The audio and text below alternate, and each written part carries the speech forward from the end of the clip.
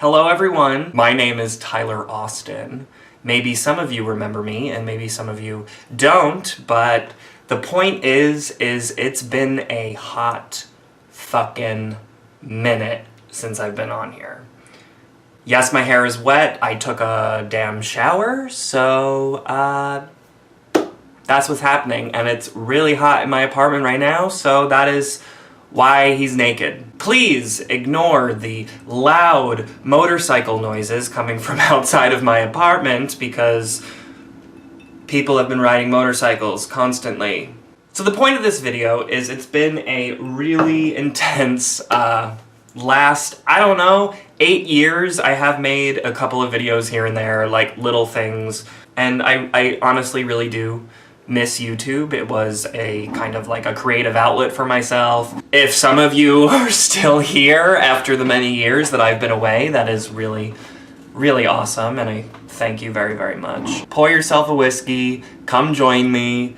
The last time I was on YouTube, I wasn't old enough to drink, I don't think. The reason I had started doing YouTube was because when I was really young, I was like 15, 16, there was a really bad fire in my house that displaced me and my family for, about a year and a half. And in order to kind of like satiate myself, I started filming little stupid videos here and there. And as I got older and eventually went to college, my mind kind of expanded and was introduced to a lot of different people, a lot of different cultures, a lot of different backgrounds and things that, a 16-year-old living in their suburban home isn't really exposed to. For the past 4 years, I was like, why don't I just film a YouTube video? It's something that I loved, it's something that was really fucking fun, and was just an ability for me to be like creative. And when I go back and I watch videos of myself, from 8 years ago, 10 years ago, 13 years ago, I get kind of like, I don't know. I look at the person and I'm like, this is a different human than I was. I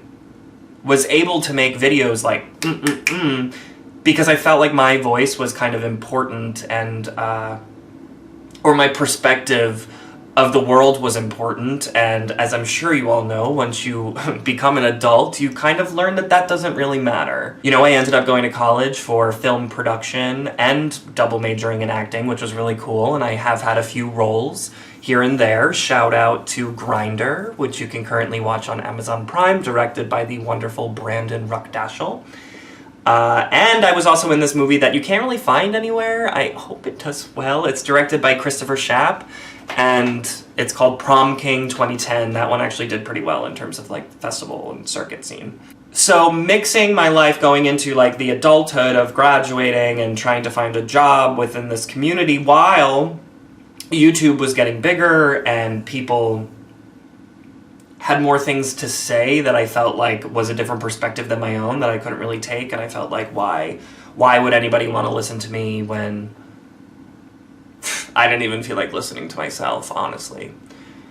So I ended up moving out of my parents' house. I moved to a small place in Brooklyn, New York, and I actually got into a relationship, my first serious relationship with a man, and it really changed me. What's really bizarre is growing up as a gay person, you're kind of convinced, I don't know if this is everybody's experience, but it was mine. I was kind of convinced that nobody would ever find me attractive, nobody would want to love me. So when I did find somebody who I really liked and they really liked me, and it was like my first kind of human connection,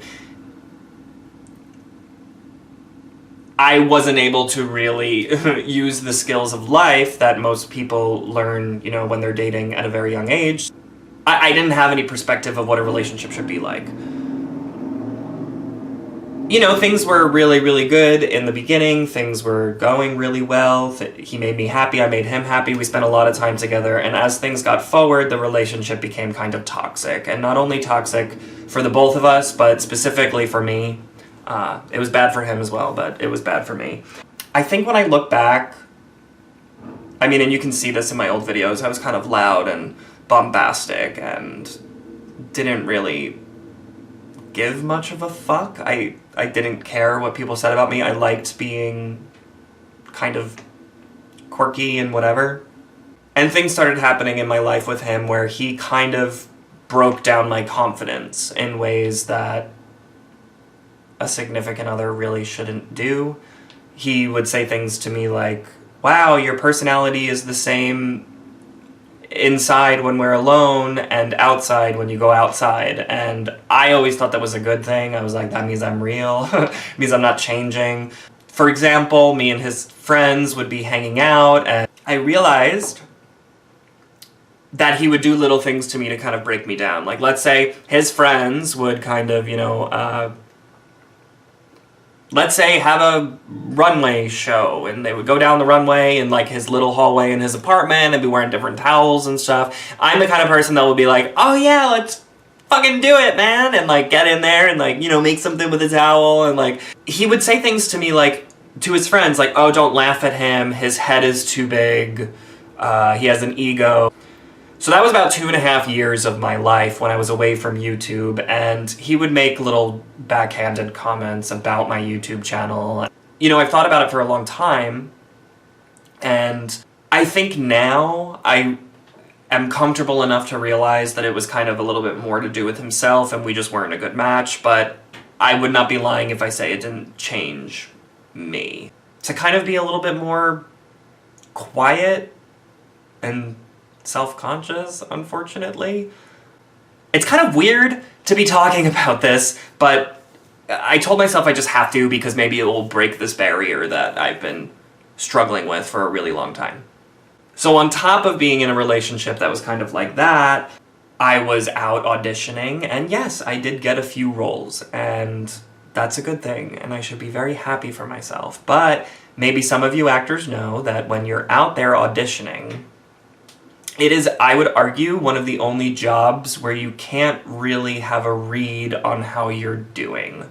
So you go to an audition and you do the thing that you're gonna do, you do a great job, and the most you'll ever hear is yes or no. You will never hear, this is what you could improve on, or these are the reasons we didn't choose you. And it could come down to, you don't look like the son of the father that we've already casted, or you're too tall, or you don't look the proper age. But when you don't get any of that feedback, you kind of have to be like your own cheerleader and your own person that kind of lifts you up and convinces you to keep going and do all those things. It's not like, any other job, you're working in an office, and yeah, you don't really have somebody coming and telling you how you're doing, but you can like judge how you're doing based on how people treat you, how people talk to you. There's like none of that when you're auditioning. And when you hear no a lot, which is normal, you're gonna hear no a lot, I know, it gets really difficult to convince yourself that you kind of should keep the confidence that you need to have because, ooh. So that, mixed with my relationship, was just like not a good thing for me. I started to tell myself that I was a spoiled brat, that nobody would ever be interested in anything that I was doing. And frankly, like, fuck that. Fuck that. You don't need to do anything because other people feel a certain way about it. You do things for yourself. So I am here to hopefully come back to YouTube. I really want to put out one video every week. In terms of other updates in my life, I am still a Buffy freak. I have been in a relationship for almost 1.5 years with a gorgeous human being who I'm pretty sure is gonna stick around. His name is TJ. He will probably appear in a video if I pull on him a little. And since then, I haven't even been able to update you guys on like other TV shows that have hit the Buffy level. Dollhouse, Battlestar Galactica was fucking awesome. Battlestar Galactica, so good, great. I watched Carnival. Twin Peaks. Twin Peaks, by the way, has beaten Buffy the Vampire Slayer in terms of like my favorite show in terms of writing. Buffy is still my favorite show in terms of like experiences and emotions and things you experience.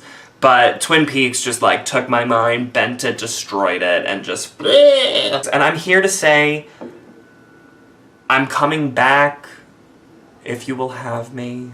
Sorry for being a thirst trap in this video. I think this is a good thing. And I guess the reason I want to make this video is because if anybody else has ever felt the way that I feel, don't listen to what other people say. Just do what makes you happy, and somebody will love it. And don't be like me, where you're looking back 8 years and going, what the fuck happened? Who am I? So hopefully, coming back to this has reinvigorated something I felt I had lost. Damn, this feels so weird. I hope, I don't know. I have a lot of cool things planned, so see you guys soon.